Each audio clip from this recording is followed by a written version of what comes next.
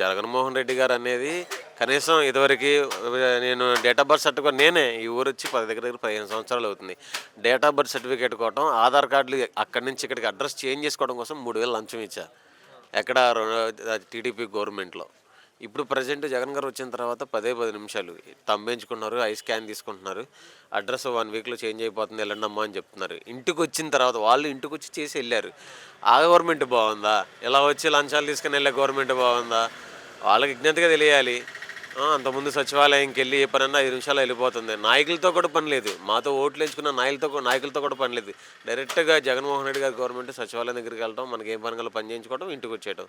అంతకుముందు ఎలాంటి వీఆర్ఓ దగ్గరికి వెళ్ళాలి, ఎంఆర్ఓ దగ్గరికి వెళ్ళాలి, వాళ్ళ దగ్గర సంతకాలు తాగాలి, గ్రీనింగ్లో పెట్టాలి, గ్రీనింగ్లో మళ్ళీ గ్రూపుల్లో పెట్టాలి, టైం పట్టిద్ది. మేము పై వాళ్ళకి పంపించాం, అప్లికేషన్ సరిగ్గా లేదు, మళ్ళీ పెట్టండి. ఇవన్నీ చాలా చూసాం. జగన్మోహన్ రెడ్డి గవర్నమెంట్లో అలాంటివి ఏం చల్లవు. డైరెక్ట్గా వెబ్సైట్ ఓపెన్ చేయడం, ఆన్లైన్లో పెట్టేసుకొని ఎడిట్ చేసుకోవడం, పంపించేయడం. ఇది జరిగేది జగన్మోహన్. ఎలాంటి పాలన కాదనుకొని వీళ్ళు వచ్చారు, కూటమి ప్రభుత్వం చూస్తున్నారు.